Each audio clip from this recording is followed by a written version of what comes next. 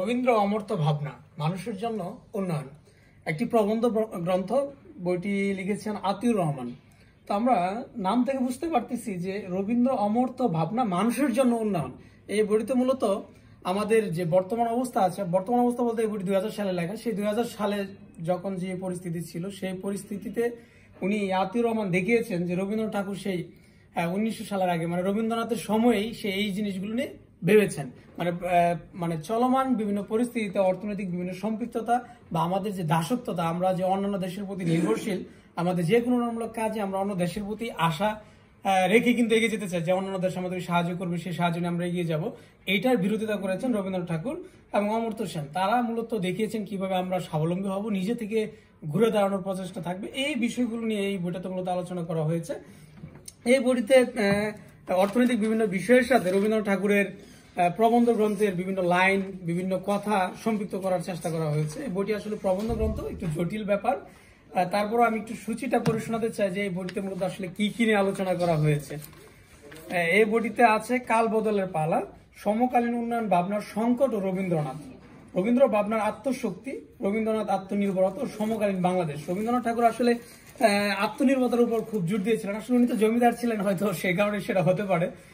রবীন্দ্রনাথ বাঙালি জাতীয় বিকাশ, রবীন্দ্র ভাবনায় ঐক্যের অর্থনীতি, রবীন্দ্র ভাবনায় আত্মপ্রত্যয় সহ উন্নয়ন, রবীন্দ্রনাথের শিক্ষা ভাবনা, রবীন্দ্রনাথের সমবায় ভাবনা। এই সমবায় ভাবনা প্রবন্ধটি তিনি দেখেছেন রবীন্দ্রনাথ ঠাকুর নাকি গ্রামীণ ব্যাংকের প্রথম উদ্যোক্তা ছিলেন, এবং রবীন্দ্রনাথ ঠাকুর হচ্ছে তার ওই যে শান্তিনিকেতন যে প্রতিষ্ঠা করেছিলেন, সেটিও নাকি এই বর্তমান সময়ের ব্যাংকিং সেক্টর কিংবা এই লোন দেওয়ার মাধ্যমে মানুষদেরকে সাহায্য করে স্বাবলম্বী করার যে বিষয়টি, সেটা রবীন্দ্রনাথ ঠাকুরের সেই শান্তিনিকেতনে নাকি ছিল।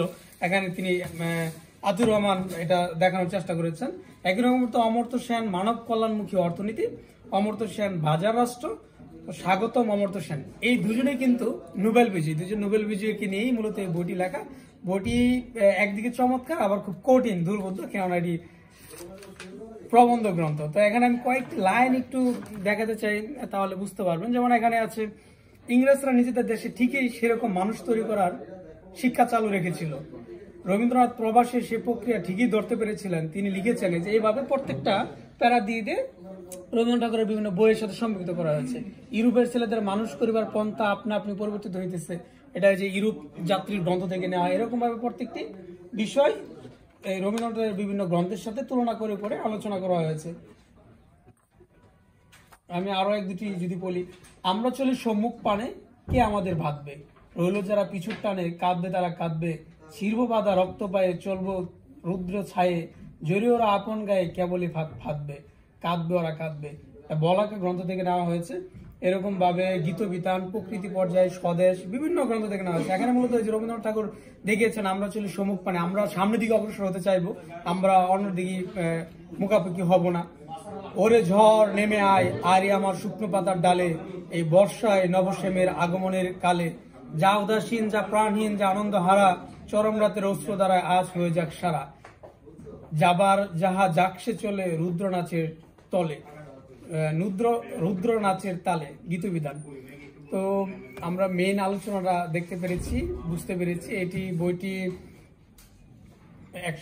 মূল্য 120 টাকা, 2020 সালে প্রকাশিত হয়েছিল। বইটি প্রকাশ করেছে ইউনিভার্সিটি প্রেস লিমিটেড। বইটির লেখক যিনি আতিউর রহমান, ওনার সম্পর্কে একটু বলতে চাই। আতিউর রহমান বরাবরই উন্নয়নকে মানবিক দৃষ্টিকোণ থেকে দেখে থাকেন। উনি মূলত উন্নয়ন গ্রন্থ নিয়ে অনেকগুলো বই লিখেছেন। রবীন্দ্রনাথ ঠাকুরের নিয়ে অনেকগুলো প্রবন্ধ গ্রন্থ আছে। আতিউর রহমান লন্ডন বিশ্ববিদ্যালয় থেকে পিএইচডি ডিগ্রি লাভের পর দেশেই রয়েছেন। তিনি সাধারণ মানুষের বোধগম্য ভাষায় লেখালেখি করে থাকেন। বাংলাদেশ উন্নয়ন গবেষণা প্রতিষ্ঠানের তিনি সিনিয়র রিসার্চ ফেলো ছিলেন।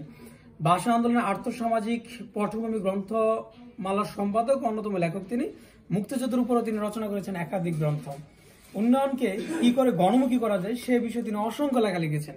তার লেখা পিসেন্স অ্যান্ড ক্লাসেস গ্রন্থটি দেশি বিদেশি বিশ্ববিদ্যালয়গুলোতে বর্তমানে পাঠ্য হিসেবেও স্বীকৃত রয়েছে। অর্থনৈতিক নীতি প্রণয়ন ও রূপায়ণে তিনি গুরুত্বপূর্ণ ভূমিকা পালন করে চলেছেন। হালে তিনি পরিবেশ সম্মত উন্নয়নের কথা জোর দিয়ে লিখেছেন ও বলেছেন। এই ছিল আজকে আমাদের আলোচনা, রবীন্দ্র অমর্ত্য ভাবনা মানুষের জন্য উন্নয়ন। ধন্যবাদ সবাইকে।